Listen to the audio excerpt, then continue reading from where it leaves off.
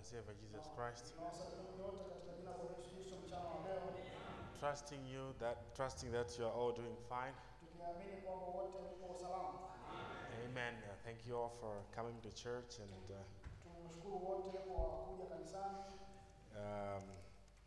I'm just so happy to be back in the house of the Lord. There is no better place that we can be other than the house of the Lord. Amen. If we could stand on our feet and read a scripture. Maybe before we read, we can have a word of prayer. Thank you so much, musicians. Let us pray. Heavenly Father, thank you once again this afternoon that you are a God who promised that wherever 2 or 3 are gathered in your name, you said there you will be gathered with them. Lord, we know that you are a man of war, and there is nothing that is too hard for you. We ask that you may help your people this afternoon. Lord, we are just anticipating, Father, your Spirit to come and anoint your people. Lord, help your children, Lord. Some are needy, some are sick, many have different conditions, Lord.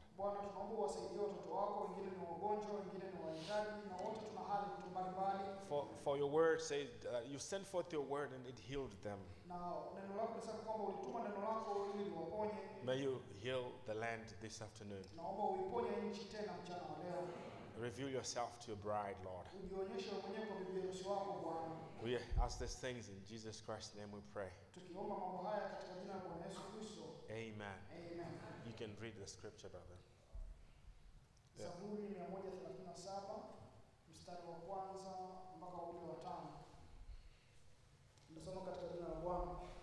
Kando ya mito ya Babeli ndiko tulikoketi, tukalia tulipoikumbuka Sayuni. Katika miti iliyo katikati yake tulivitundika vinubi vyetu, maana huko waliotuchukua mateka walitaka tuwaingie. Yeah, up to verse 5. Na waliotuonea walitaka tuwatumbuize, tuimbieni baadhi ya nyimbo za Sayuni. Tuwawezaje kuimba wimbo wa Bwana katika nchi ya ugeni? Nikisahau, Yerusalemu, mkono wangu wa kuume na upooze. Amen. Amen. May the Lord add the blessing to the reading of his word. This afternoon, for a very short time, we want to talk about by the rivers of Babylon. We'll try not to hold you too long today, knowing that we have 2 more services tomorrow. And I know that we have to go back and prepare for the services tomorrow. Amen. So from the scripture that we read, amen, it's the song of Zion. So they were at the river in Babylon. Because remember, they were in Babylon for 70 years. Why were they in Babylon? Because they disobeyed God. When they disobeyed God, God sent them prophets. But they would not listen to the prophets. God sent them wise men. But they did not listen to the wise men. Until Jeremiah came. And Jeremiah cried out and said, the Lord that you save is going to send you into captivity.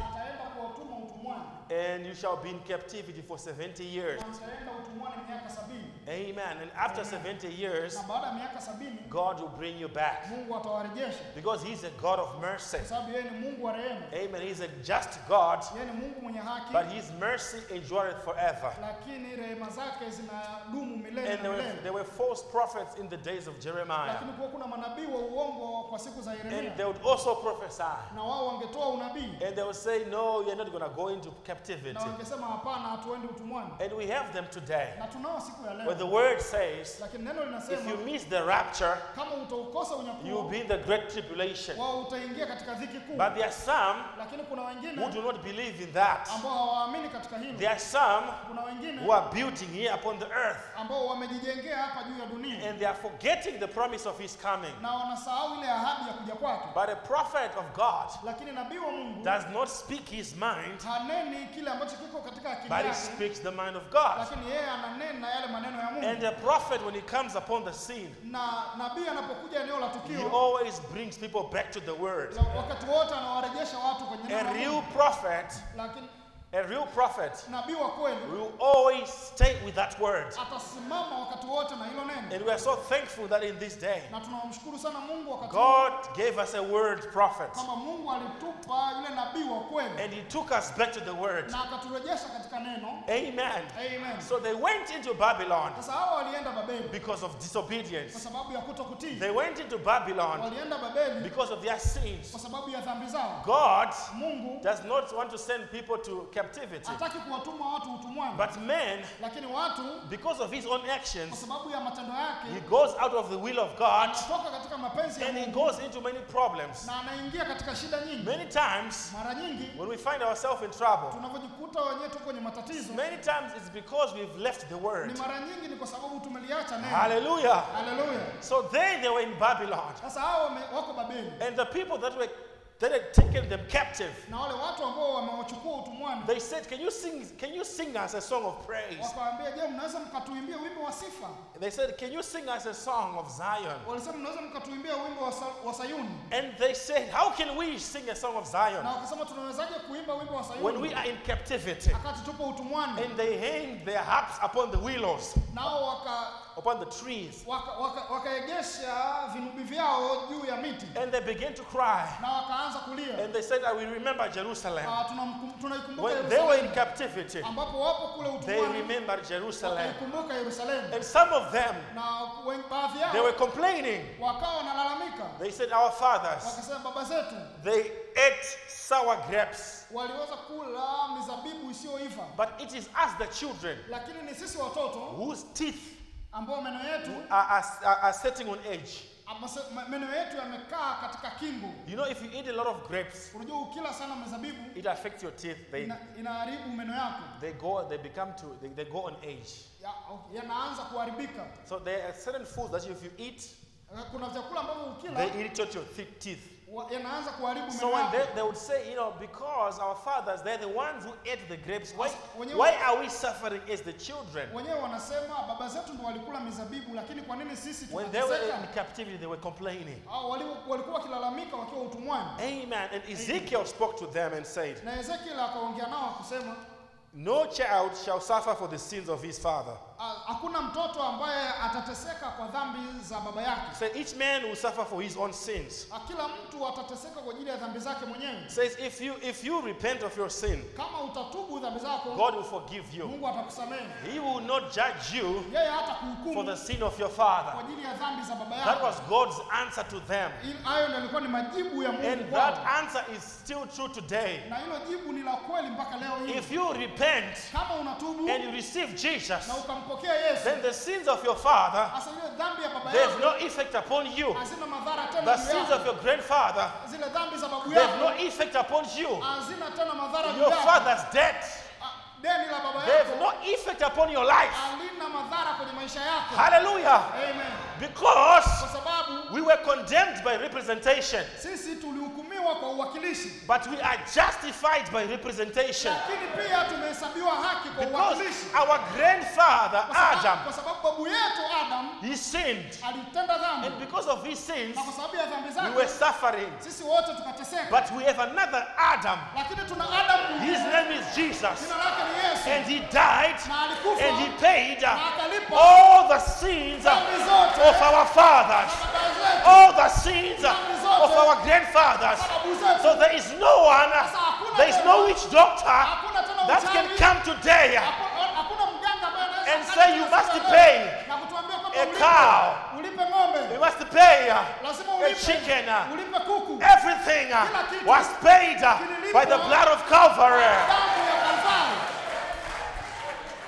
There is no debt Hakuna deni that you have to pay. ambalo unapaswa In kulipa. the Old Testament, Katika agano la kale, the priest, kuhani they would sacrifice walikuwa wakitoa dhabihu, bullocks, wakitoa makambako, goats, mafahari and na- sheep, na mbuzi na kondoo. and all those things Na vitu vyote hivyo could never repay havikiweza kulipa the debt of our fathers. lile deni la baba zetu. So today, Sasa leo there is no amount of cattle hakuna idadi ya mafahari that can pay a debt of sin. ambayo inaweza kulipa deni la dhambi. If your father did something, Kama babu yako if your alifanya kitu, grandfather did something, kama babu yako there alifanya is kitu, nothing you can do to pay. hakuna kitu ambacho unaweza kufanya Because in kulipa. the Old Testament, Kwa sababu katika agano la those kale things they never paid. hayo mambo hayakuweza They kulipa. only covered sin. Yaliweza tu kufunika But dhambi. Jesus Christ came, Lakini Yesu Kristo the Lamb of God, and He took away our debt. Now we can be free. Sasa tuko huru. Now we can be free. Sasa tunaweza kukaa As huru. long as you can hear the gospel, Kama vile tu unaweza you can be kusikia free neno, this afternoon. basi- As long as you can hear the kama tu gospel, unaweza ukalisikia you can neno, be free. basi wewe utakuwa Because huru. the blood of Jesus, Kwa sababu damu ya Yesu it cries freedom. inatoa It uhuru. cries freedom. Inatoa uhuru. Hallelujah. Amen. You are free tonight. Wewe uko huru jioni In the ya name leo. of Jesus Christ. Katika jina la Bwana Yesu You are Kristo. free from your habits. Wewe uko huru na dhambi In zako the name zote. of Jesus. Katika jina la You Bwana are Yesu free Kristo. from your sins. Wewe uko huru You are na dhambi free from zako. your iniquities. Wewe uko huru In the na name of dhambi Jesus. zako. Katika jina la Bwana You Yesu don't Kristo. have to walk in bondage. Wewe hutakiwi kutembea katika ufungwa.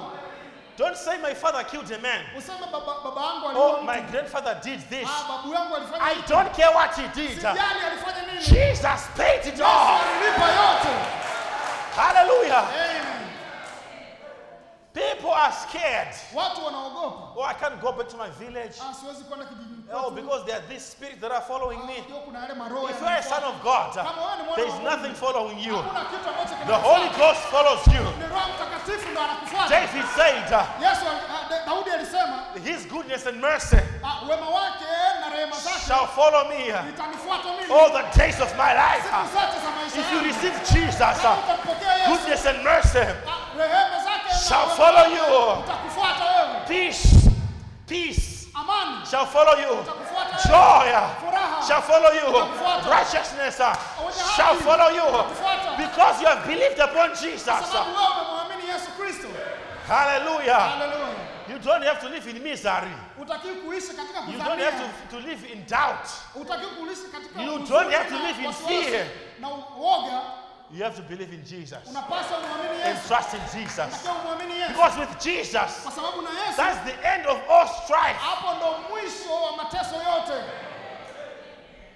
So they were in Babylon Sasa walikuwa wako Babeli because of their unbelief. kwa sababu ya They kutokuamini were in kwao. Babylon Walikuwa wako Babeli because of sin. kwa sababu ya dhambi. What does Babylon mean? Sasa Babeli inamaanisha nini? The word Babylon Neno Babeli means confusion. inamaanisha mchafuko. Because the word Babel Kwa sababu Babeli started in Genesis ilianzia mwanzo when Nimrod, ambako Nimrod an unbeliever, na yule he asiyeamini wanted to build something alitaka kujenga kitu to reach to heaven. ili aweze kufika You know, mbinguni. men, Unajua they're wanadamu always trying to bring something wanajaribu kuleta kitu to get to God. ili waweze There kumfikia is Mungu. nothing that you can build Hakuna kitu ambacho that unaweza can take you kujenga to God. ambacho kinaweza kukupeleka wewe The kwa Mungu. only way Njia you pekee can reach to God ya kuweza kumfikia Mungu is through Jesus ni Christ. kupitia Yesu Kristo. It's through the word. Ni kupitia neno. Hallelujah. Amen. Abel Habili and Cain, na Kaini they wanted to reach God. walitaka kumfikia They Mungu. wanted to worship God. Walitaka kumwabudu Mungu. And Cain, Na Kaini he gave flowers. akatoa maua, He gave beauty. akatoa uzuri. But Abel, Lakini Habili by revelation, kwa ufunuo he slew a lamb. yeye akachinja When he mwanakondoo. slew a lamb, Akachinja mwanakondoo. God says, this is what I want. Mungu anasema hiki ndio kitu Because the nachokitaka. lamb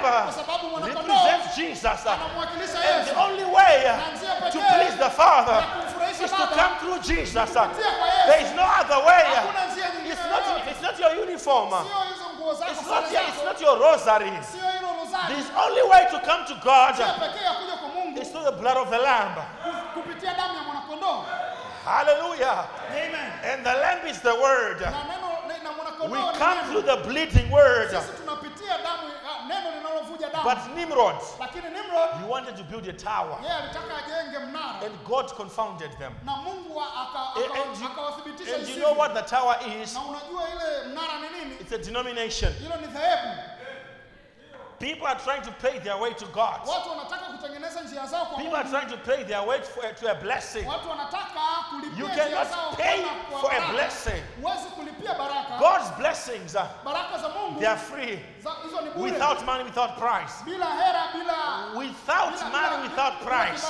The only thing you have to do kitu pekee ambacho is unapaswa to kufanya, accept what He did for you unakiwa ukubali tu kile on ambacho the cross of alikutendea. Calvary. Pale msalabani Kalvari. Hallelujah. Amen. So in Babylon Sasa Babeli means confusion. inamaanisha mchafuko. Where is Babylon? Babeli ni wapi? Is here tonight. Ni hapa jioni We ya have leo. Babylon in Genesis. Tunayo Babeli kule And we mwanzo. have Babylon in the book of Daniel. Tunayo Babeli katika kitabu cha And we also Danieli. have Babylon in the book of Revelations. Tunayo pia Babeli katika kitabu cha Ufunuo. Because the Kwa Revelations sababu Ufunuo is the harvest, ni mavuno. is the end times. Ni wakati wa mwisho. Genesis Na mwanzo is the seed, ni mbegu. is the planting. Ni kupanda. What was planted in Genesis Kile ambacho kilipandwa is mwanzo harvested in Revelations. kinavunwa katika Ufunuo. So you find Babylon in Genesis Sasa unakutana na Babeli and you kule have Babylon in Revelations. na unakutana na Babeli katika And kitabu cha Babylon Ufunuo. you also find it in the middle of the Bible in Daniel. Na Babeli utaikuta katikati ya Biblia kwenye kitabu cha And who Danieli. was the leader of Babylon in Daniel? Sasa nani alikuwa kiongozi His wa Babeli name wakati wa was Danieli? Nebuchadnezzar. Yeye alikuwa ni mfalme Nebukadneza. Hallelujah. Haleluya. And Babylon means confusion. Na Babeli inamaanisha mchafuko. It's a spirit of confusion. Hiyo ni roho ya mchafuko. We see it in the last days. Tunaiona katika siku za mwisho. Women are trying to become men. Wanawake wakijitahidi kuwa wanaume And men are trying to become women. na wanaume wakijitahidi kuwa It's a wanawake. spirit of confusion. Hiyo ni roho ya machafuko. Women are trying to dress like men.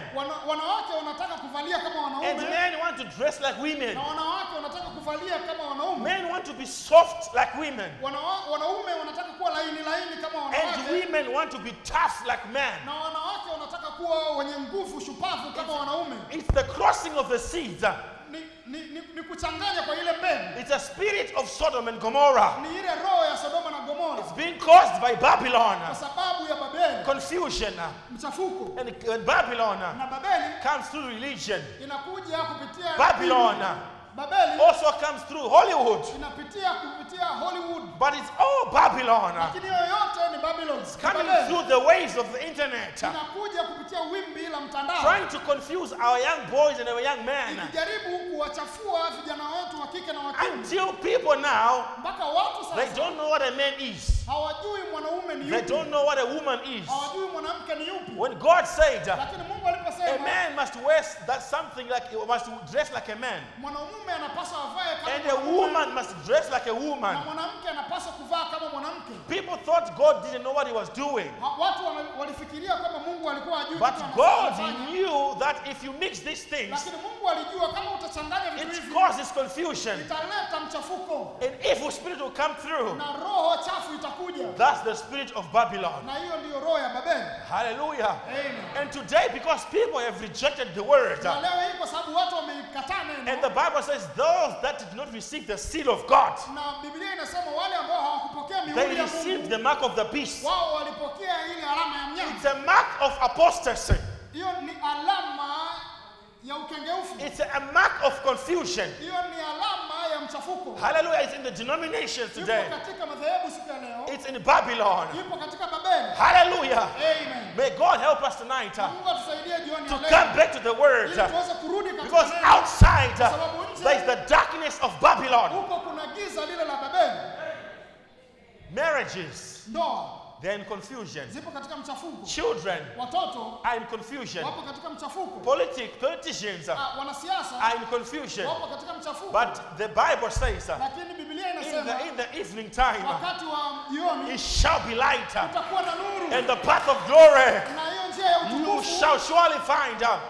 hakika We have a light ambako nuru to navigate nuru ya kuweza the confusion of this hour. Okay, ni nuru ambayo inaweza ikatoa huo mchafuko. Can you say amen?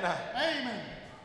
They were in Babylon Walikuwa wako Babeli because of kwa disobedience. sababu ya kutokuamini. They were in Babylon. Walikuwa wako Babeli. You know, when they were in Babylon, Walipokuwa Babeli, there were people who were faithful in Babylon. watu ambao walikuwa waaminifu kule Babeli. One of them was Shadrach. Mtu mmoja alikuwa ni Shadrach. One of them was Daniel. Mwingine alikuwa ni Danieli. One of them was Meshach. Mwingine alikuwa ni Meshach. One was Abednego. Mwingine alikuwa ni The Abednego. Bible says they were the children of Judah. Biblia inasema walikuwa ni wana wa Yuda. They were choice children from Judah. Walikuwa ni wana waliochaguliwa kutoka kabila ya And Yuda. they were wise young people. Na walikuwa ni watu wenye hekima vijana. And because of that, Na kwa sababu ya hiyo, the king of Babylon yule mfalme wa Babeli wanted them. aliwataka He hao. wanted them to work for him. Alitaka wao wamtumikie. And he called them. Na akawaita. And he changed their names. Na akabadilisha majina If you yao. read the Bible, Ukisoma katika Biblia, change their names. alibadilisha He majina said, your yao. name shall not be called Daniel. Jina lako sio Danieli. You shall be called Belteshazzar. Wewe utakuwa unaitwa Belshazzar. Amen. They changed their name Walibadilisha majina yao. because he wanted to change their Kwa identity, sababu alikuwa anataka abadilishe utambulisho wao. make them forget who they are, Kuwafanya wao wasahau walikuwa to ni make them Wayunani. forget that they were Jews, Hawataki kuwasahau kama to walikuwa make ni them Wayahudi. forget that they were Israel, Kuwafanya wajisahau kama wao to ni make them Waisraeli. forget that they were the bride. Wanataka wajisahau kama wao ni bibi harusi. And that's the system of Babylon. Na hiyo ndio mfumo wa Babeli. It brings a spiritual amnesia. Inaleta ule usaurifu wa kiroho. And today, Na leo people are forgetting watu wanasahau who they are. wao ni wakina They're nani. forgetting Wanasahau where they come from. kule walikotokea. But I want to tell you who you are. Nataka nikwambie You wewe are a ni son nani. of God. Wewe ni mwana wa You are a Mungu. daughter of God. Wewe ni binti wa You Mungu. come from God. Unatoka kwa Mungu. And you go back to God. Utarudi kwa You are Mungu. not of this world. Wewe sio wa You are not of Mungu. Babylon. Wewe sio wa But you Babeli. come from heaven. Wewe unatoka mbinguni. And you go back to heaven. Na utarudi mbinguni. And your language Na lugha yako is a heavenly language. lugha ya kibinguni. Your dressing Na kuvaa is a kwako. heavenly dressing. Kuvaa kibinguni. Your walking kutembea is a kwako. heavenly walk. kutembea Your kwako. talking is a heavenly talk. Kuongea kwako ni kuongea kwa Your Mungu. character Tabia is a yako. heavenly character. Tabia ya kibinguni. That was Daniel. Yule alikuwa ni He Danieli. never changed who he was. Wherever he was, he was a Jew in his heart. He was in Babylon, but he was a Christian. Hallelujah. Are you a Christian tonight? Do you know who you are tonight? You must defy the spirit of Arusha. You must defy the spirit of Tanzania. You must say, I am a son of God. I am a son of God. I am a daughter of God. I don't eat with the dustbins. I eat heavenly food. I eat heavenly bread. I eat the manna from above. And young sister, Na binti if a Jebusite na kama Myebusi out there kule nje tries to approach you, akitaka Tell kufuatilia, him. mwambie I'm a daughter of God. mimi ni binti wa Mungu. I'm a daughter of Melchizedek. Mimi ni binti wa Melkizedeki. I can only be married to Naweza tu nikaolewa a son of Melchizedek. kwa yule mwana wa Melkizedeki. Because if you are married Kwa sababu kama ukiolewa to a son of Melchizedek, kwa yule mwana wa Melkizedeki, your son-in-law, yule your son-in-law, your father-in-law, shemeji yako, your baba father-in-law mkwe, becomes Melchizedek. baba mkwe wako atakuwa Melkizedeki.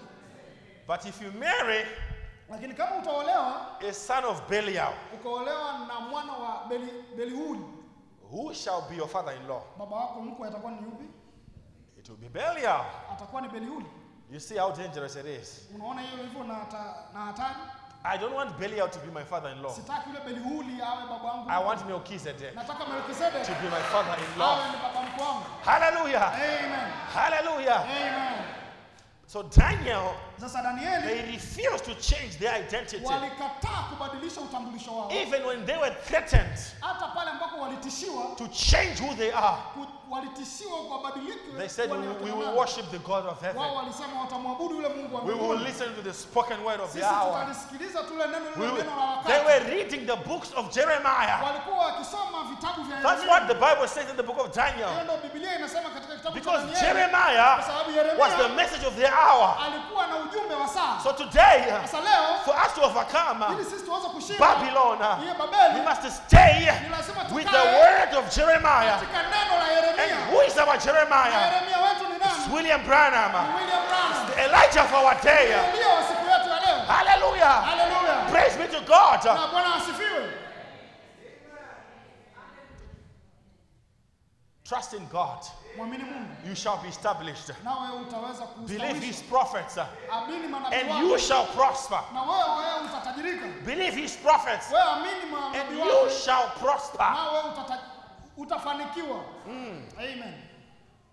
Hallelujah. Hallelujah. So they were in Babylon Sasa walikuwa Babeli because of disobedience. kwa sababu ya kutokutii.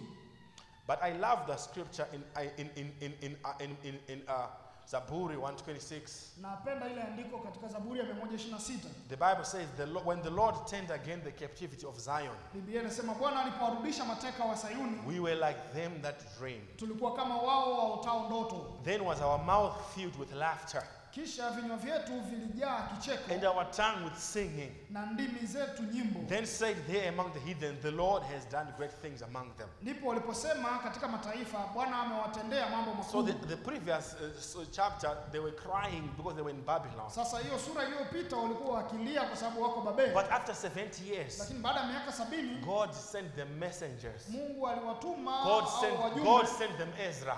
Mungu aliwatumia Ezra. God sent them Nehemiah. Mungu akawatumia Nehemia. God sent them Zerubbabel. Mungu akawatumia Zerubabel. And they came back Na wakarudi to Jerusalem. kule Yerusalemu. How did they do it? Walifanyaje hilo? They prospered Wao walifanikiwa because God also sent them kwa prophets. sababu Mungu pia aliwatumia One manabii. of them was Haggai. Na mmoja wao alikuwa ni Hagai. One of them was Na Zephaniah. mwingine alikuwa ni One Zefania. of them was Na Zechariah. mwingine alikuwa ni All Zakaria. these prophets, Hawa manabii they were wote encouraging them. walikuwa wakiwatia They were moyo. giving the word. Walikuwa wakitoa And the neno. Bible said they prospered Wao walifanikiwa. when they were rebuilding Jerusalem Pale walipokuwa wakiijenga through Yerusalemu the word of the prophets. kupitia maneno ya And manabii. today, for us to prosper, Na leo hili we sisi must tufanikiwe. listen to the words of the prophet. Inatupasa tusikilize For ile neno la nabii. our marriages to prosper, Ili ndoa zetu we zifanikiwe. must listen to the prophets. Ni lazima tuwasikilize For our manabii. children to prosper, Ili watoto wetu we waweze must go back to the kufanikiwa. prophets. Ni lazima tuwarejee For our manabii. marriages to prosper, Ili ndoa we zetu must go back to the zifanikiwe. prophets. Ni lazima tuwarejee manabii. Because God works through his channels. Kwa sababu Mungu anatembea kwenye mkondo wake. But God turned again their captivity. Lakini Mungu aliwarejesha kule And katika the utumwa. Bible says when God turned their captivity, na Biblia inasema alipowapeleka mateka says we were like those that were dreaming. walikuwa ni kama wale wanaoota ndoto. You know, when God visits you, Unajua Mungu anapokutembelea sometimes you feel like you're in a dream. kuna muda unaona kama uko kwenye When ndoto. God remembers you, Lakini Mungu anapokukumbuka wewe you feel like you're in a dream. unahisi kama uko kwenye ndoto. Sometimes you go through misery. Kuna muda unapitia mambo Sometimes you mchanganyiko. go like Job. Kuna muda unaenda kama Ayubu. You lose everything. Unapoteza kila kitu. But the Bible says Lakini Biblia inasema God turned the captivity of Job Mungu aligeuza ule utumwa wa Ayubu. and he restored Job everything that he Na lost. akamrejeshea kila kitu Ayubu ambacho Because alipoteza. God said, Kwa sababu Mungu I will anasema restore, says the Lord. anasema nitarejesha yote. Because asema he's a Bwana. God of restoration. Kwa sababu yeye ni Mungu wa urejeshaji. Whatever you have lost, Chochote kile ambacho God can umepoteza, restore what you have lost. Mungu ataenda kukirejesha. If you have lost your healing, Kama umepoteza uponyo God wako, can restore it to you tonight. Mungu anaweza kukurejeshea If leo you have hii. lost the joy of your salvation, Kama umepoteza ile furaha ya God can wokovu wako, restore it to you. Mungu anaweza kukurejeshea If you leo. have lost your love, Kama umepoteza wale God wazazi can wako, restore it to you tonight. Mungu anaweza kukurejeshea jioni leo. Amen. Amen. If you have lost your job, Kama umepoteza kazi yako, God can restore it. Mungu anaweza kuirejesha. Whatever you have lost, Chochote kile ambacho God can umepoteza, give you. Mungu anaweza There was a kukupa. brother in America. Kulikuwa kuna ndugu kule His name was Marekani. Brother Evans. Jina lake lilikuwa ni ndugu He Evans. was coming to Brother Branham's meetings Alikuwa akija katika mikutano ya ndugu and he Branham lost his car. na akapoteza gari yake. Amen. It was stolen by thieves. Na iliibwa na hao waizi. And he went to the prophet. Na akaenda kwa He nabii. said, Brother Branham, Akasema, ndugu Branham, I've lost my car. nimepoteza gari I yangu. was coming to the services. Nilikuwa nakuja katika ibada. You know, I live hundreds of miles away. Unajua naishi maili 100 za And kutoka hapa. Brother Branham says, you know what? Ndugu Branham akasema, unajua nini? Let's go before the king. Hebu tuende mbele za mfalme. And they went to pray. Na tuanze kuomba. And when they were praying, Na walipokuwa wakiomba, the prophet saw in a vision. nabii akaona katika ono. He says, I see your car. Hasa naliona gari There's yako. a thief going out with your car. Naona mwizi anaondoka na gari But yako. now, Lakini sasa the Holy Ghost Roho is Mtakatifu going to go anaenda. and restore your car. Ataenda kurejesha And gari the Holy yako. Ghost went. Na Roho Mtakatifu And the alienda. Holy Ghost Na Roho Mtakatifu convicted the thief. alimgeuza yule mwizi. Amen. Amen. And the thief Na yule mwizi started to feel guilty. akaanza kuhisi And he left the car. Yeye akaacha gari. And the prophet said, Nabii akamwambia, I will tell you where he left the car. nitakwambia pale ambapo He said, anaacha this gari. and this and this and this Ni place. hapa hapa na hapa. You will find your car there. Utaikuta gari yako hapo. And the fuel, the Na mafuta will be half tank. yatakuwa yako nusu tanki. God knows Mungu anajua where that car was. ile gari ilipokuwa. And the tank of the fuel. Na alikuwa anajua ile God tanki ya knows mafuta. Mungu alijua where your children are. watoto wako walipo. God knows where your car is. God knows where your husband is. God knows where your wife is. God knows where your job is. Trust him tonight. Trust him tonight. Trust him tonight. Trust him tonight. Trust him tonight. Trust him tonight.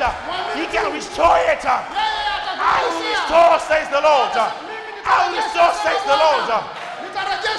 There was a man, Kulikuwa kuna mtu. his name was Oscar, Jina lake lilikuwa ni Oscar. and was from the Indian tribes. Yeye alikuwa ametoka makabila And he ya lost Hindi. his horses, Na akapoteza his ponies. He lost his ponies, his horses. He lost his horses. He lost his horses. alipoteza farasi zake And he went to the prophet, na akaenda kwa nabii and he couldn't speak good English. na hakuweza kuongea And he Kiingereza said, vizuri. Brother Branham, Akasema ndugu Branham, Oscar lost his ponies. akasema Oscar amepoteza farasi wake. Help Oscar find his ponies. Msaidie Oscar aweze kupata farasi zake. And Brother Branham said, Ndugu Branham let akasema us pray. na tuombe. And he went to pray. Na akaenda kuomba. And Brother Branham says, I see your horses. Akasema ninaziona farasi You will zako. find your horses. Utazipata farasi They will be zako. standing in snow. Watakuwa wamesimama kwenye And Brother barafu. Branham said, Na ndugu Branham you know, you akasema will never find horses standing in snow. anasema huwezi kupata farasi wakiwa wamesimama kwenye theluji. They'll run away and find something, a warm place to go. Wataenda kutafuta sehemu yenye joto. And Oscar said, Na Oscar akasema, Brother Branham, ndugu Branham, by this time, kwa muda huu the deer would have eaten them up. wale dubu wanakuwa wameshawala. The prophet says, Na ndugu Branham akasema, thus says the Lord, Bwana anasema hivi, you shall find your ponies wewe utazipata standing in snow. uzimekiwa zimesimama In the kwenye most theluji. unlikely places, Sehemu ambayo you haiwezekani will kabisa. find your ponies. Utazikuta. And I want to tell you something tonight. Nataka nikwambie jioni You ya will leo, find your ponies. utapata I farasi don't know zako. what you lost, but you will find it. Whatever you lost it, you will find it. If you lost your house, you will find it. If you lost your husband, you will find it. If you lost your wife, you will find it. If you lost your job, you will find it. If you lost your health, you will find it. Whatever you lost, Chochote kile ulichopoteza, you will find it. utakipata. In the name of Jesus Christ. Katika jina la Bwana Yesu Kristo. He's the same yesterday, today, and forever. Wewe yule yule jana leo na hata milele. Only trust him. Wewe muamini tu. All things are possible. Mambo yote ni- Only believe. Wewe amini tu. All things are possible. Can you say amen? Can you say amen? I feel like preaching. I feel like preaching. Because Jesus is here tonight. Jesus is here tonight. Yuko hapa jioni ya leo. Hallelujah. Hallelujah. Hallelujah. Hallelujah. Everyone Kila mmoja that came on the prayer line, alipokuja kwenye mstari Brother wa maombi, Branham never said, ndugu Branham hakuwahi kusemwa you are asking for too much. unaomba sana. You simply ask, Alisema tu what do you need? unataka nini? How do you need? Unataka nini? Some would need one thing. Mtu angetaka kimoja, Some will need three things. wengine wangetaka Some will vitatu, need 5 things. wengine vitano. Jesus, Yesu when he was upon the earth, alipokuwa duniani, whenever someone comes to him, mtu yeyote alipomjia he will never tell them what to ask for. asingewaambia unatakiwa uombe nini. He will simply say, Yeye angesema tu, what would you want the Son of Man to do for you? ungetaka nini mwana wa Adamu akufanyie? Jesus never limited anyone.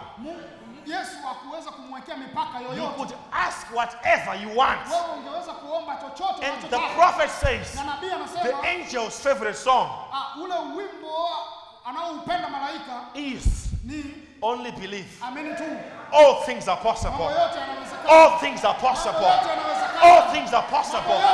All healing is possible. Uponyaji wowote unawezekana. Jehovah Jireh, Yehova ile, Jehovah Nisa, Yehova nisi, everything you need kila kitu is unachotaka possible. kinawezekana. Everything you want Kama unataka is possible. kinawezekana. There is nothing Hakuna kitu too hard for God. ambacho ni kigumu I kwa don't Mungu. care what you're going through. Haijalishi unapitia God nini. can help you tonight. Wewe Mungu I yuko don't hapa. care what your situation is. Sijali hali yako God vipi. can help you tonight. Mungu anaweza Whether it's kukusaidia jioni cancer, ya leo.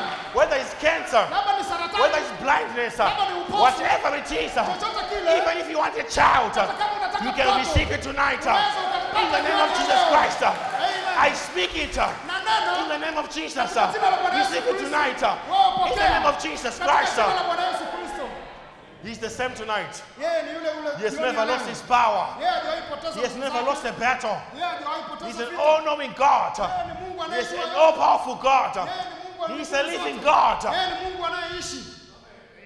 Amen.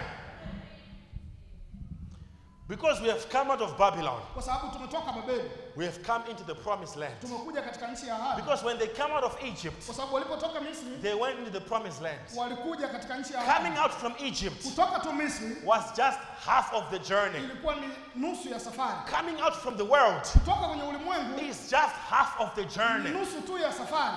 Don't just say, I stopped drinking, Usianze kusema tu nimeacha I kunywa, stopped smoking. nimeacha kuvuta sigara. Anyone can say that. Mtu yeyote anaweza kusema hivyo.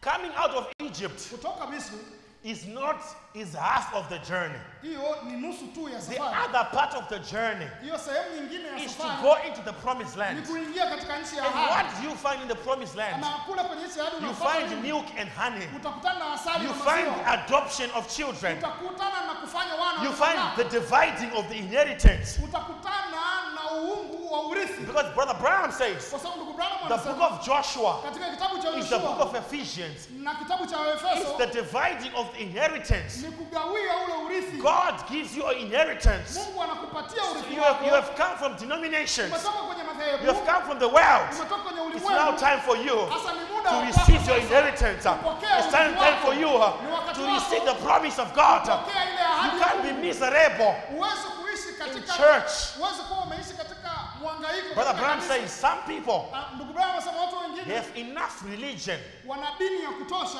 to make themselves miserable. kuwafanya wenyewe katika And mchafuko. Brother Branham said, Na ndugu Branham anasema God hates a powerless religion. Mungu hapendi dini isiyo na nguvu. When we come to this land, Tunapokuja katika nchi it's hii, full of promises. hii ni nchi ambayo imejaa It's ahadi, full of joy. imejaa amani, It's full of peace. imejaa furaha na It's amani, full of righteousness. imejaa It's haki, full of love. imejaa upendo, It's full of everything that we need. imejaa kila kitu ambacho In this tunahitaji. land, Katika nchi there's hii, healing. kuna uponyaji. In this land, Katika nchi there's hii, everything that we need. kuna kila kitu ambacho What do you need tonight? tunahitaji. Tunachokitaka You can leo receive jioni, it unaweza in the name kukipokea of Jesus. katika jina la Bwana Yesu Kristo. Malachi 4 says, Malaki 4 anasema to those kwa wale that revere my name, ambao wanalipokea jina langu, shall the sun yule mwana rise with healing in its wings. yule mwana This message, atawatokea pamoja na mbawa it zake. came with healing in its wings. Hili neno limekuja na This uponyaji message, katika mbawa zake. It healed our bodies, Hili neno it limekuja heals kuponya our spirits, mili yetu na roho it zetu. heals our soul. Inaponya mpaka nafsi Because zetu. the first pull Kwa sababu mvuto wa was the kwanza healing of the body. ulikuwa ni kuponya mwili. And we don't major on a minor, Na sisi hatuendelei kushikilia mkazo but we kwenye vitu still vidogo. want the minor. Lakini watu bado wanataka vitu The vidogo. second pull Mvuto wa pili was the discernment of your spirit. ilikuwa ni upambanuzi wa roho. It heals your spirit. Ilikuwa inaponya But roho zetu. the third pull Na mvuto wa tatu is the word ilikuwa ni that neno goes in your soul. ambalo linaingia And ndani ya we nafsi want yako. all of that. Na tunataka We hiyo want yote. everything, all of that. Tunataka kila We kitu. want healing of the soul, Tunataka uponyaji healing wa of the nafsi, spirit, uponyaji wa healing of the roho body. na uponyaji wa mwili. Some people, Watu wengine they are healed in their soul, wameponywa tu kwenye nafsi but zao, their spirit lakini roho zao is not healed. bado hazijaponywa. You know the spirits that affect your spirit. Unajua kuna zile roho ambazo zinashambulia roho yako. Worry. Hofu. But the program says it's like a white cloud, the spirit. Ndugu Branham anasema hiyo roho ni kama wingu jeupe. Like anger. Hasira. Your anger Hasira yako or temper, au hasira it's not in your flesh, hata haipo katika it's mwili, in your spirit. ipo katika roho. God can heal you of that. Mungu anaweza kukuponya. Pride. It's pride. Kiburi Something that affects your ni spirit. kitu ambacho kinashambulia roho yako. Lust.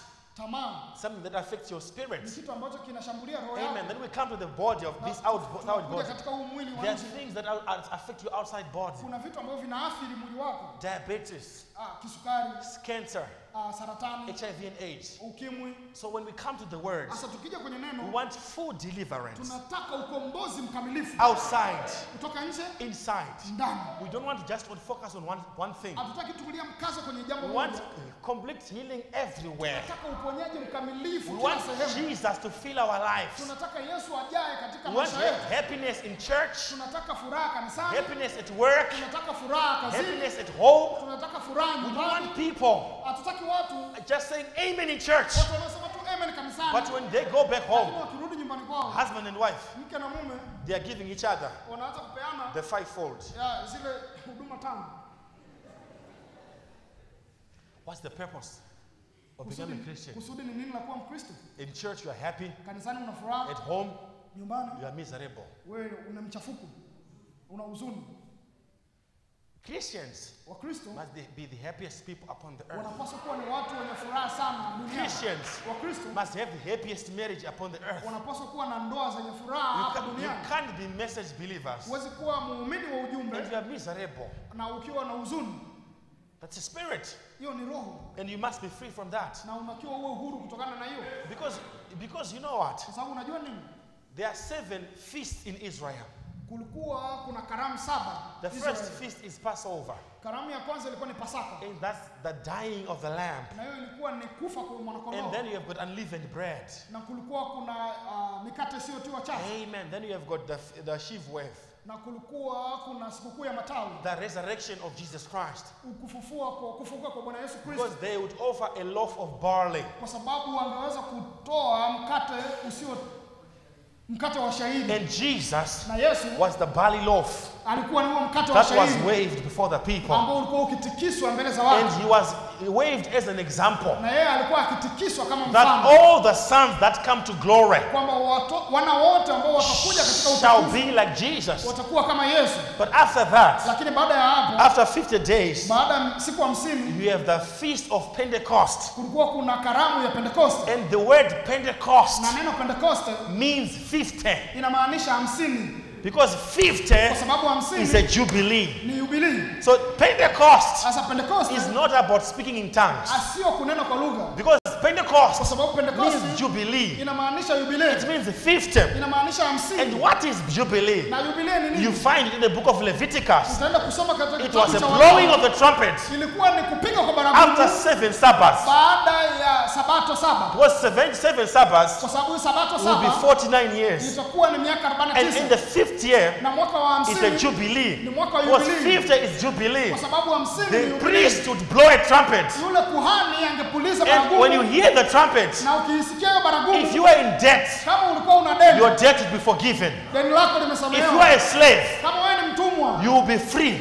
utakuwa If you huru. hear the jubilee trumpet, Ni kwa sababu umesikia So baragumu. Pentecost Sasa Pentekoste it's a gospel trumpet. ilikuwa ni baragumu. Hallelujah. Amen. So after 7 church ages, Baada ya nyakati 7 za we kanisa, come to a jubilee tunakuja katika jubilii called the message of the hour. ambao ni wajumbe wa saa, And Elijah comes na Elia and anakuja he blows the gospel trumpet. na yeye anapuliza ile And he says, you are free from denominations. Anawaambia nyie mko huru You are kutoka free from Babeli. Babylon. Nyie mko You are huru free kutoka from Babeli. sickness. Nyie If mko you huru hear the kutoka word, Babeli. you are freer. Wewe nyie mko huru. You can no longer be bound Nyie hamjafungwa by tena denominational ideas. kwa sababu ya mawazo ya kidhehebu. This message, Ujumbe huu it gives us freedom. inatupa sisi uhuru, Because the Bible says, kwa sababu Biblia where the inatuambia Spirit of the Lord is, pale ambako roho ya Mungu there is ipo liberty. kuna uhuru. Liberty to worship, Kuna uhuru wa liberty to kuabudu, jump, liberty to shout, liberty to say amen, liberty to stand up on your feet and say glory. kusema utukufu. Amen. If you believe it, say amen. Kama unaamini hiyo sema amen. If you believe it, say amen. Unaamini hiyo sema amen. Stand up on your feet Simama kwa and miguu say yako. thank you, Jesus. Sema asante Yesu. Stand up on your feet. Simama kwa miguu Say yako. glory to God. Utukufu kwa I Mungu. believe it. I accept my jubilee. Baba niko huru. But if If you didn't want to receive your jubilee, Lakini kama ukutaka kupokea jubilii yako, you would be given a mark wewe ungewekewa alama and you become a slave forever. na utakuwa mtumwa milele. But today, Lakini leo, do you want to be a slave? je, unataka kuwa mtumwa? If you don't want to be a slave, Kama unataka kuwa mtumwa, when you hear the jubilee trumpet, unaposikia ile you baragumu say, ya I'm jubilei, going home. unasema naenda I'm nyumbani. going home. Naenda nyumbani. I'm going to joy. Naenda kwenye I'm going to furaha. peace. Naenda kwenye I'm amani. going to joy. Naenda kwenye furaha. If your marriage Kama ndoa is yako struggling, inapambana, I say tonight, nasema jioni you are leo, free. wewe uko huru. If you are sick, Kama unaumwa, I say tonight, nasema jioni you are leo, free. wewe uko huru. If you are down, Kama if you umeshusha are moyo, backslidden, lakini kama umerudi I say nyuma, tonight, nasema leo, you are free. wewe uko huru. If you are struggling with a habit, Kama unapambana na tabia you may be fulani, struggling unaweza kuwa unapambana with pornography. na kuangalia picha I chafu. say tonight, Nasema jioni you are leo, free. wewe uko You huru. are free. Wewe uko In the huru. name of Jesus, Katika jina la Bwana Yesu receive Kristo, it. pokea hiyo. Accept it. Amen. Believe Pokea it. hiyo. Amini hiyo. Because of the message of the hour Sababu ya ujumbe wa is saa the anointing ni upako that breaks the yoke. ambao unavunja nira. Hallelujah. Amen. So Pentecost Sasa Pentecost is not just a tongue. sio tu kunena kwa It's lugha, liberty. ni uhuru, It's breaking the chains kuvunja of minyororo denominations. ya madhehebu. Because you know what a denomination is? Unajua dhehebu ni nini? It's a system Ni mfumo that limits God. ambao unamzuia Mungu. Why did God destroy them in the wilderness? Kwa nini Mungu aliwaua kule nyikani? Because they limited God. Kwa sababu walimzuia Mungu. They doubted God. Walimtilia shaka They Mungu. doubted the Holy One of Israel. Wao walimtilia shaka yule mtakatifu wa They Israeli. complained to Moses. Walikuwa wakimlalamikia They Musa. said, Oh Moses, Oh Musa, can God je, Mungu finish a table anaweza kutengeneza in the wilderness? je, anaweza kutengeneza The Bible meza says, huku nyikani? They doubted the Holy One of Israel. Lakini Biblia inasema Don't doubt him walimtilia tonight. shaka yule mtakatifu wa Israeli. Don't doubt him tonight. Wewe usimtilie shaka Don't doubt him jioni ya leo. tonight. Usimtilie He's shaka. able to save you. Yeye anaweza He's able to kukuokoa. change you.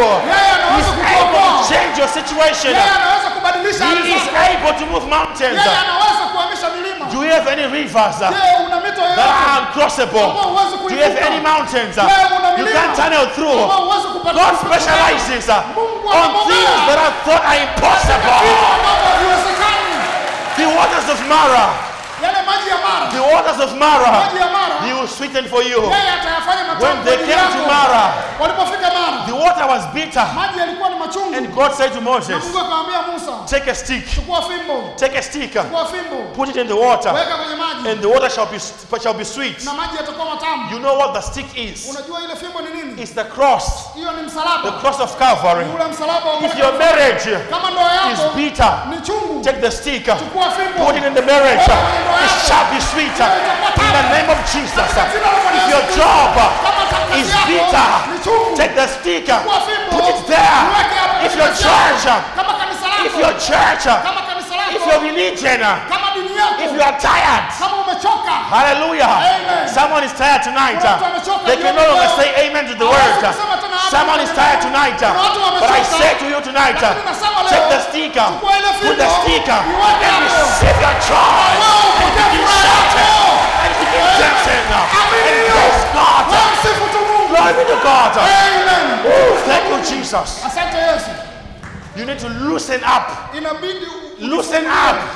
Don't think about your neighbor. Wewe usimwangalie jirani Don't look at yako. the deacon. Usiangalie shemasi. Oh, come on, church. Oh, kanisa. There was a woman Kulikuwa kuna in mwanamke Mexico. kule She had Mexico. a dead baby. Yeye alikuwa na mtoto And she aliyekufa. said, I got to go to Brother Branham. Kama lazima niende kwa ndugu And she Branham. was wrestling through the Na ushers. alikuwa akipigana na And wale the mababu. ushers said, Na mababu oh, you wakasema, must observe church order. "Ah, ni lazima ufuate She says, utaratibu I wa don't kanisa." care. Akasema, I must "Sijali. get to the prophet. Mimi naenda kwa I nabii." must get to the prophet. I said it tonight. Akasema, "Jioni Come to leo, the word. njoo kwenye Come to neno. the word. Njoo kwenye neno. Don't worry about the deacon. Don't worry about your neighbor. Stand up on your feet and say, thank you, Jesus.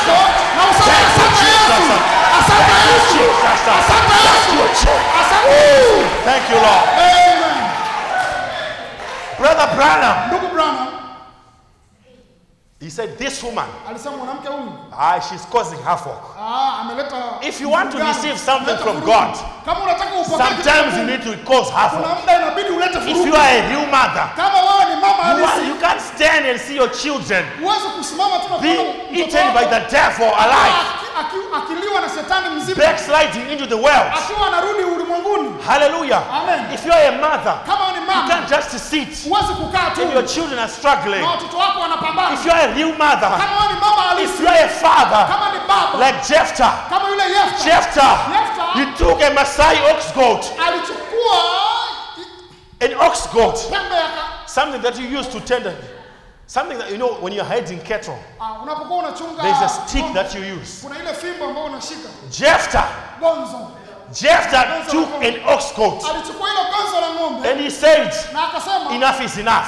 imetosha, Enough is enough. imetosha, And he killed 600 of them because he was angry. kwa sababu alikuwa Tonight, anakasirika. stand like Jephthah. Unataka usimame Stand kama like Yefta. Jephthah Simama and say, kama Yefta. Satan, Na useme leave Shetani, my house, acha nyumba leave yangu, my husband, acha mume leave wangu, my children, acha watoto leave wangu, my job, acha leave my kazi yangu, marriage. acha You ndoa have to yangu. become angry. Ni lazima ukasirike. Glory be to God. Lazima ukasirike kwa Mungu. Hannah, Ana when she wanted a child, alipokuwa akitaka she mtoto, became desperate. yeye alikuwa And she akitafuta went to kwa the moyo temple. wote. Na akaenda hekaluni, She went to the temple. akaenda The hekaluni priest na kwa kuhani, thought she was drunk. kuhani akafikiria kwamba huyu She amelewa. thought she was drunk. Akafikiria amelewa. You know what? Unajua nini? If people think you are drunk, Kama watu wanaweza I kufikiria don't umelewa, care. sijali. Today, Leo you hii, can be allowed leo to utakuwa be na drunk. wewe piga tu I sauti. say today, you can be allowed to be drunk and say, Lord, na kusema Bwana, I have a need. mimi ninahitaji Lord, Bwana, I want a child. nataka mtoto. Be a Hannah tonight. Kuwa Hannah leo Don't jioni. just sit and watch your problem. Kaa tu hapo na Don't matatizo just yako. sit and watch your problem. Usikae na matatizo Stand up on yako. your feet Simama kwa and miguu call yako. upon the God of heaven Na angalia and utukufu wa say, mbinguni. Jesus, Na useme Yesu, please help me. hapa. Jesus, Yesu, please help me. nisaidie mimi. Jesus Christ said, Yesu Kristo alisema, the people were crying out, watu walikuwa wakilia, Jesus, Jesus, Yesu, Jesus. Yesu, Yesu. And the people said, Na watu wakasema, shh, you're making noise. napiga kelele. And Jesus Christ said, Na Yesu Kristo akasema, if they stop crying, kama wataacha kupiga the kelele, rocks will cry out. mtainua mawe. Don't let the rocks cry out on your Usiache behalf. mawe yapige kelele Don't kwa let niaba the yako. rocks cry out on your behalf. Wewe usiache Say, mawe yapige Jesus, kelele kwa niaba yako. Sema, help Yesu, me.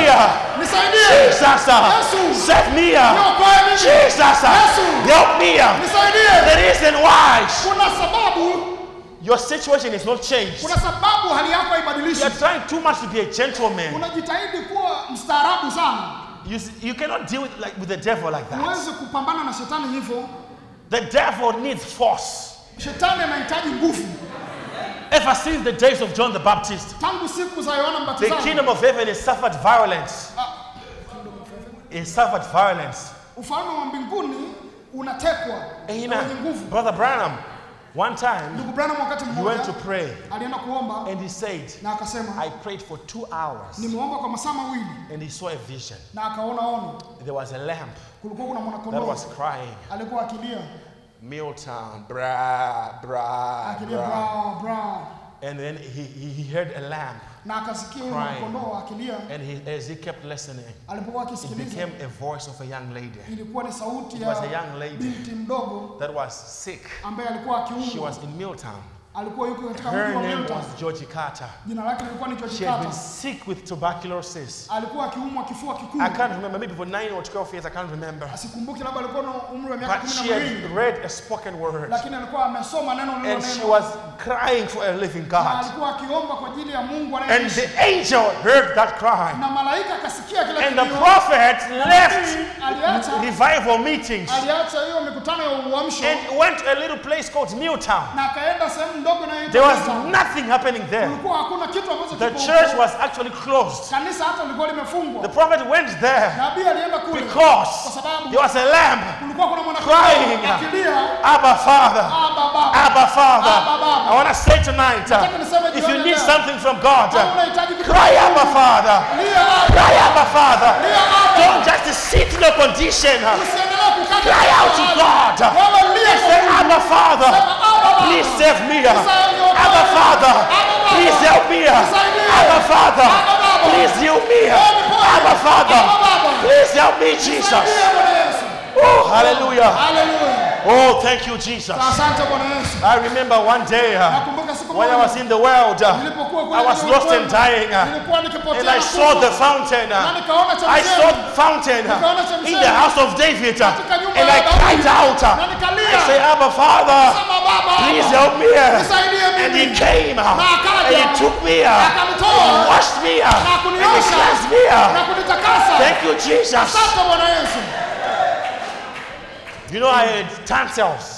Unajua nilikuwa na I matezi. struggled with tonsils. Nilikuwa na matezi. I would get sick every year from tonsils. Ningeweza kuumwa kila And mwaka I would kutokana get na matezi. antibiotics. Na ningepata zile dawa. But one day, Lakini siku moja when I was a young boy, nilipokuwa kijana I mdogo cried out to God. nikalia kwa And I said, Mungu. Abba Father, Nikasema Baba, please help me. nisaidie Abba tafadhali. Father, Abba Baba, please help me. nisaidie That Baba. was 2009. Hiyo ilikuwa ni mwaka Up to now, mpaka leo. it has never come back again. Haijawahi kurudi I tena. cried out to God because He's a healer. Kwa sababu yeye ni He's a mponyaji. healer. Yeye ni mponyaji. Tonight He can heal your disease. Yeye anaweza He can kuponya heal your mgonjwa wako. condition. Anaweza He can kuponya hali visit you yako. tonight. Jioni Do ya you leo. believe in church? Do you believe in church? Je, unaamini hilo kanisa? Hallelujah. Amen. Oh, thank you, Jesus. Oh, asante Yesu. And the woman, the prophet says, Na yule mwanamke nabii anasema, brother, let someone go there hebu acha mtu aende and kule pretend that it's me. na kujifanya kwamba ni mimi And then just pray for that woman. na muombee tu huyo. But because she had so much faith, Lakini kwa sababu alikuwa na imani kuu, she refused to bury her child. alikataa kumzika mtoto wake. Because the child died in the morning. Kwa sababu mtoto alikufa asubuhi. The child died in the morning. Mtoto alikufa asubuhi. But she refused to bury the child up to evening. Lakini alikataa kumzika mtoto mpaka Up jioni. the evening time of the meetings. Mpaka ule wakati wa jioni wa mikutano. And you may have your problem. Na unaweza kuwa una shida yako. Don't just bury it. Usiilizike tu. Don't just say, you know what? Useme I'll unajua just nini? live with BP. Nitaishi tu I'll na just hii live pressure. with diabetes. Nitaishi tu na kisukari. I'll just live with my temper. Nitaishi tu na hasira. Don't bury your problem. Usizike Bring hilo. it to Jesus. Wewe ilete kwa Yesu. Don't bury your problem. Usizike matatizo Bring it to yako. Jesus. Yalete kwa Yesu.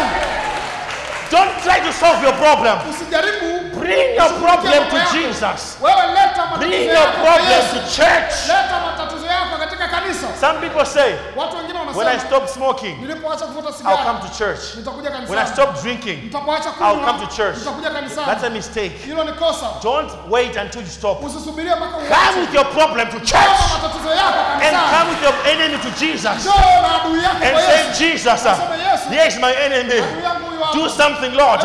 You watch what he does. Angalia kitu There was a alichokitenda. man, Kulikuwa kuna mtu. his name was called Haman. Jina lake lilikuwa ni Haman. You know, the enemies of Israel, Unajua maadui wa Israeli they have funny names. walikuwa na majina ya alikuwa ni adui wa Israeli In the book of Esther, katika kitabu cha Esther. you know, the enemies of Israel, they have funny names. Unajua maadui wa Israeli walikuwa na majina ya ajabu ajabu. There was Haman, Kulikuwa kuna Haman, now there is Hamas, sasa kuna Hamasi, now there is Houthis, kuna Houthi, there is Hezbollah. kuna Hezbollah, You know, there are all these ha-has. kuna hizi haha nyingi.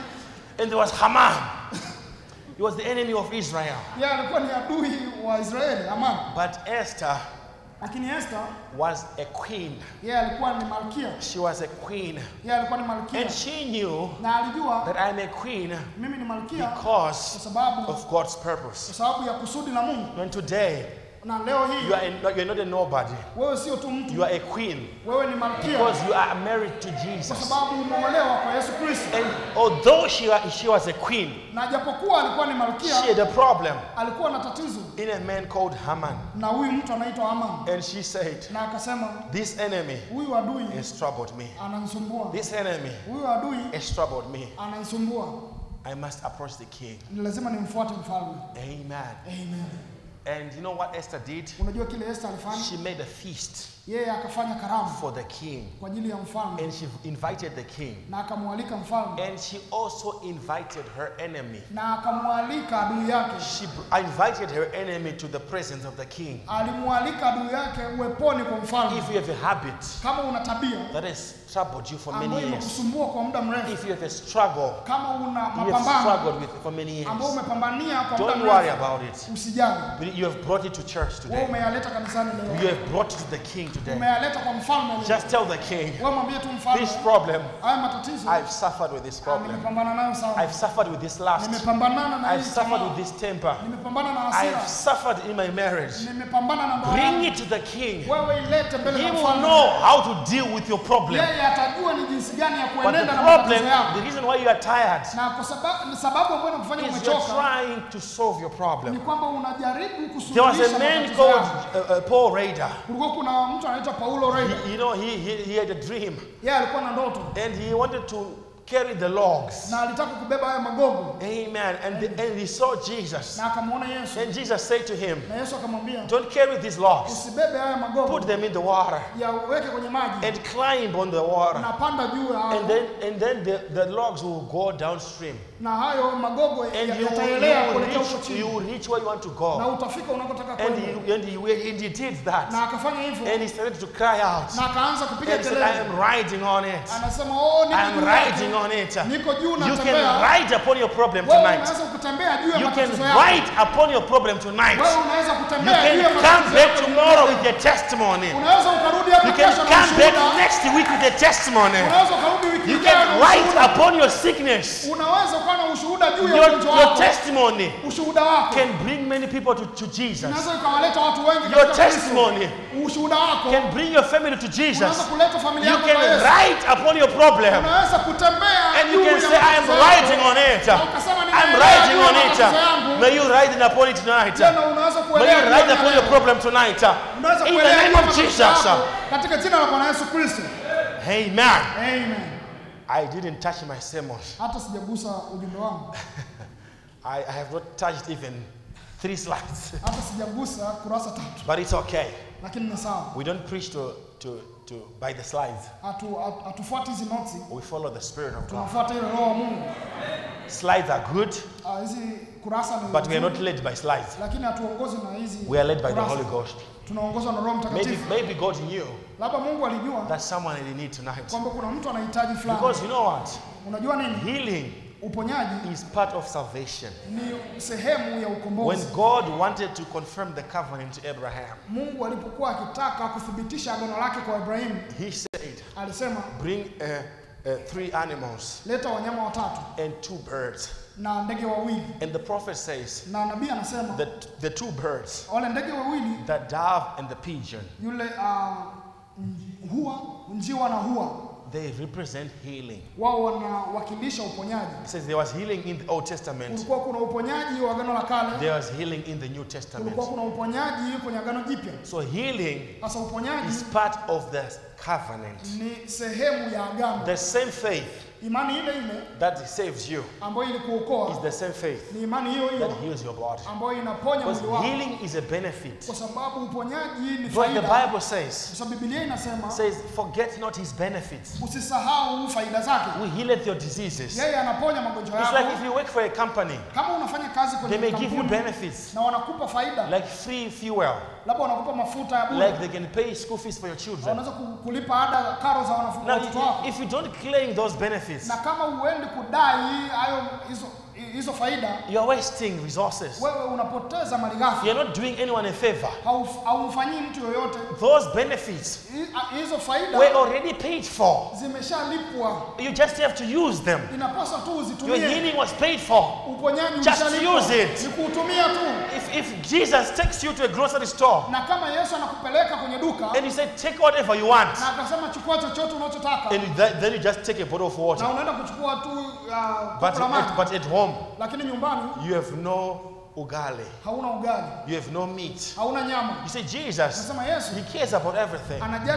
When he rose from the dead, he roasted fish for them. And he had bread on the fire for them. And he said, children, do you have any meat? The King of heaven, he knew they wanted meat. The prophet, when he was hunting, he knew the prophet wanted squirrels. What we may need may be small, but he knows you need it.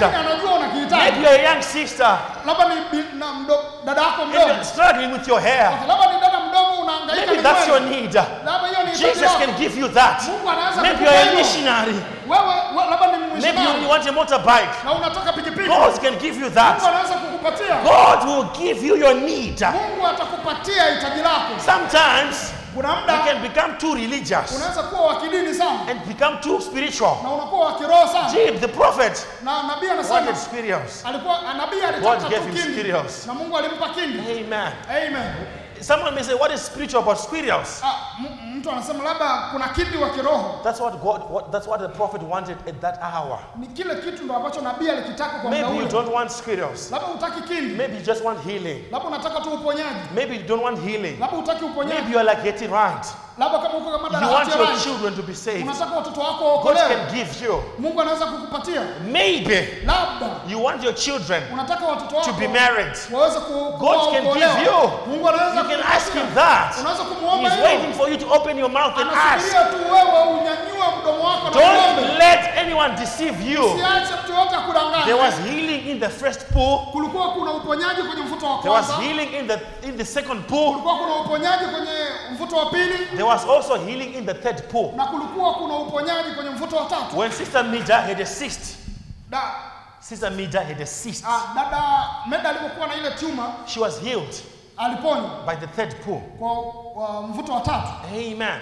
Amen. So the third pool Asa mvuto wa tatu had healing. ulikuwa na Because uponyaji. healing, Kwa sababu uponyaji even in the New Jerusalem, hata katika Yerusalemu they shall have leaves kutakuwa kuna from the tree of life. kutoka kwenye ule mti wa And the uzima. Bible says Na Biblia it shall inasema be for the healing of the nations. itakuwa ni kwa ajili ya uponyaji wa nchi. And that healing Na huo uponyaji is here tonight. upo hapa jioni ya Do you leo. have a need tonight? Je, unahitaji jioni God ya leo? can give you a need. Mungu atakupatia hilo Let's hitaji. stand upon our feet. Na tusimame kwa miguu yetu. I want to pray for someone. Nataka kuomba kwa ajili ya If you mtu. have a need, Kama unahitaji, God can help Mungu you anaweza tonight. kukusaidia jioni ya leo. Musicians can come Na wanamuziki wanaweza and kuja play something softly. na wapige kitu If you have fulani been laini. struggling with something, Kama utakuwa Jesus unapambana na Christ kitu, Yesu is Kristo a healer tonight. yeye ni mponyaji jioni ya If we leo. are battling something, Kama unapambania katika kitu Jesus fulani, Yesu Kristo can help you tonight. Mungu anakusaidia If jioni you ya have a leo. situation Kama una hali that you have been struggling with, ambao utakuwa unapambania, Jesus can help you tonight. Yesu anaweza kukusaidia As the jioni ya leo. musicians play something softly, Ambako wanamuziki wanapiga I want to kitu tell you fulani something, laini. my friends. Nataka niwaambie kitu fulani. Jesus Christ Yesu Kristo is the same ni yule yule yesterday, jana, today, leo and forever. na hata milele. He cares for your needs. Yeye anajali He mahitaji cares yako. for what you want. Yeye anataka kile He anajali told unachotaka. Peter, Alimwambia Petro, cast your net tupa hizo nyavu zako into the deep. katika Because he kilindi knew cha Peter bahari. Kwa sababu alimjua wanted Petro fish. kwamba alikuwa anataka If you samaki. want fish, Kama unataka he samaki, can give you fish. anaweza kukupa If samaki. you want bread, Kama unataka he can give you bread. kama unataka If you want clothes, kama unataka he nguo, can give you clothes. atakupatia nguo. Whatever you need, Chochote unachokihitaji, Jesus can give you. Yesu anaweza kukupatia. Don't limit him tonight. Usiachie kwake. Don't doubt him tonight. Usiwe na shaka. Whatever you need, Chochote he unachokihitaji, can give you. yeye atakupatia. If you are backslidden, Kama umerudi he nyuma, can restore you tonight. yeye anaweza Do you kukurejesha. believe in church? Je, unaamini hilo Do you kanisa? believe in church? Je, unaamini Do you hilo? believe in church? Je, unaamini kanisa? As we bow our heads, Unavyoinamisha, as we bow our heads, I want you to ask him. nataka umuulize. I want you to pray to him Nataka uombe and pour your heart before him na uinamisha moyo and say, wako Abba Father, na useme Abba please Baba. help me. Oh, tusaidie. Abba Father, Abba Baba. please help me. Oh, nisiokoe Abba Bwana. Father, Abba Baba. please help me. Oh, nisaidie Please Bwana. heal me. Yeye nisaidie Heal Bwana my Bwana. children. Waponye wanangu. Save my children. Waokoe wanangu. Deliver my people. Oh, okoa watu Deliver my wangu. family. Okoa familia Sweeten yangu. my marriage. Oh, Whatever you fanya need, mawazo ya tabu, chochote Jesus unachotaka. can help me. Yesu nisaidie. Jesus can help you. Yesu anaweza kukusaidia. Oh, it is so sweet Oh, ni to kutoka trust in chungu Jesus. mpaka utamu. Na Only nitamu to trust kumwamini Him. Yesu. Only to rest upon Him. Amen. God can do it for Mungu you. anaweza kufanya kwa ajili yako. Hallelujah. Amen. And if you have got a special need Kama unahitaji maalum and you want to come for prayer, na unataka uje hapa mbele kwa ajili the ya altar maombi, is open. madhabahu iko wazi. Hallelujah. Amen. Heavenly Father, Baba yetu wa we mbinguni, thank you this evening, Lord. tunakushukuru jioni ya Your leo people, Lord, kwa ajili ya watu are Bwana bowing their heads. ambao They wamenyanyua are mikono calling yao, to you, Father, ambao wamekuita because wewe only Bwana, you can save. kwa sababu ni wewe pekee unaweza Only you kuokoa, can satisfy. kwa sababu ni wewe pekee Only you ambaye can unaweza change situations. unaweza kubadilisha hali. Only you can break the strongholds Wewe of the ni wewe devil. unaweza kuvunja kila Father, we hali. commit them to your hands, Oh, Bwana, Lord. tunawaweka mikononi Heal their mwako. bodies, Father, tonight. Oh, wasaidie By Baba the power of the revealed word. kwa ile nguvu ya May neno you save them, lilofunuliwa. oh God. Naomba Some are in Bwana. chains of denomination. Kuna wengine wametoka Some are in katika chains, Lord, needing healing. wengine wamefungwa katika Some, vifungo vya Father, kuhitaji they are uponyaji. looking for salvation for their Wengine children. wanahitaji uokovu wa Remember watoto them wao. tonight, Lord. Wakumbuke leo Father, jioni. some are claiming their husbands. Watu wanadai Some, waume zao. their wives are still in the world. Wengine wake zao Some wako husband is ulimwengu. still in the world. Wengine waume zao We call him tonight in the name of Jesus. Some of our children are backslidden tonight. We are applying the token in the name of Jesus. Some are looking for marriages. Some are looking for jobs. Oh, pass by Jesus. Oh, Savior, Savior. When others are calling, do not pass me by. Have your way tonight, Lord. Oh, thank you, Jesus. Thank you, Jesus. Thank you, Jesus. Thank you, Jesus. Thank you, Jesus. Hallelujah.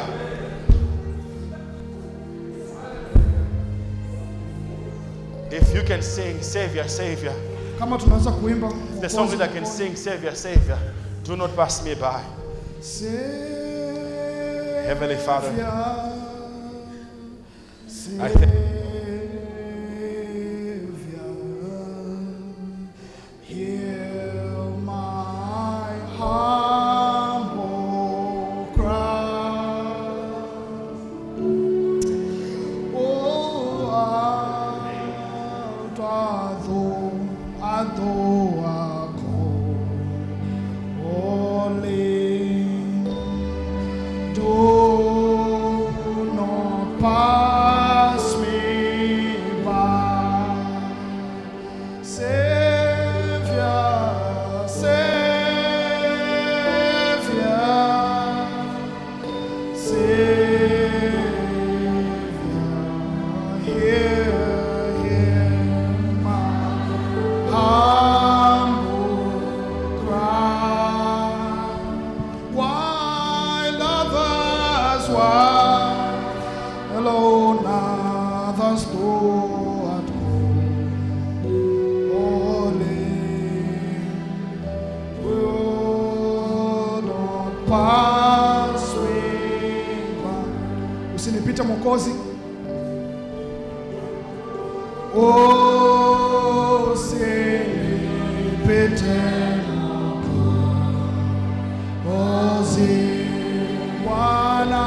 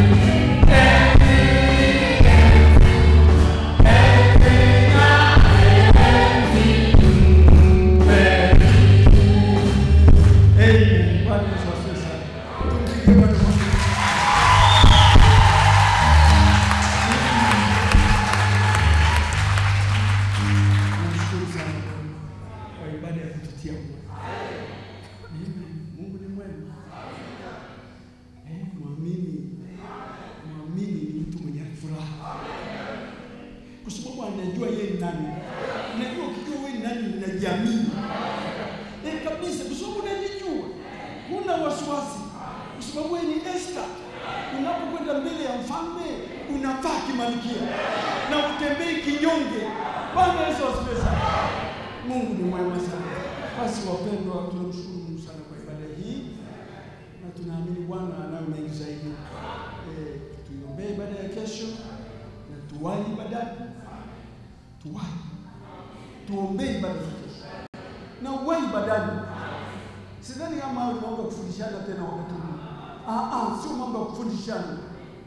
Kama vile nakutana na wengine ndio wanakuja ibadani, neno linasomwa hata wajui nini kimesomwa. Jamani, sio hivyo. Tuwahi ibadani.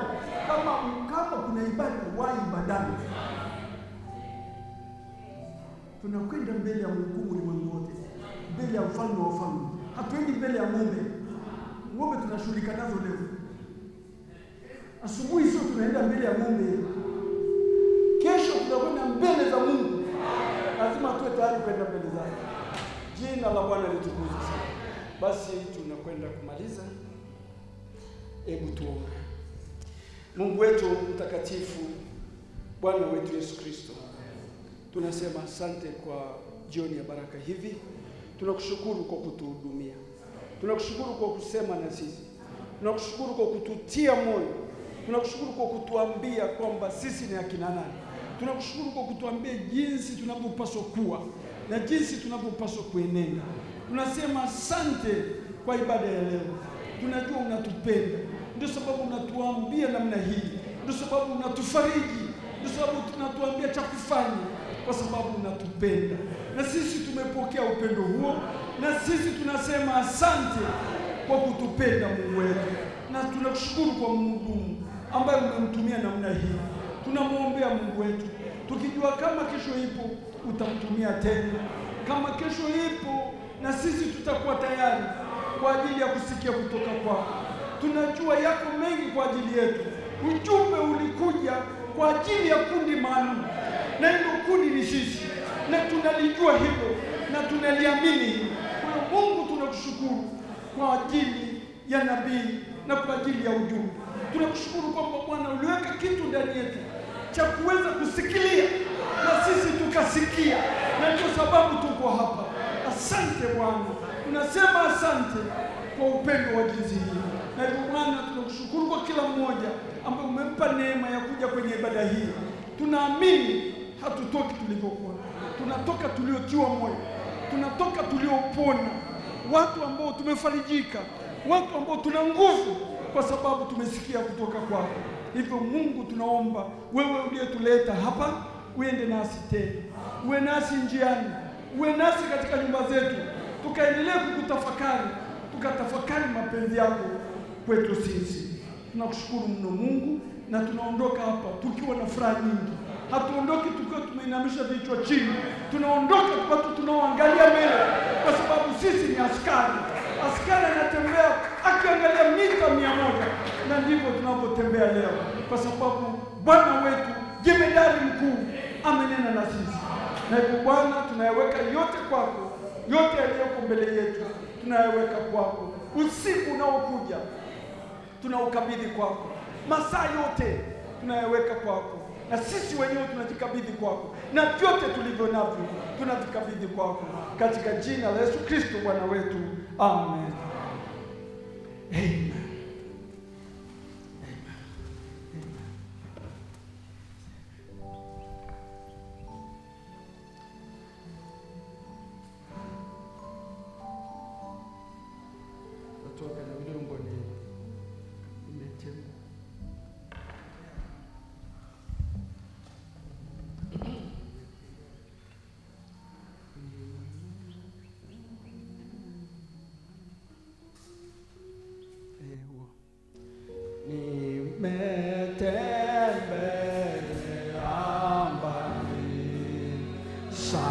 Sa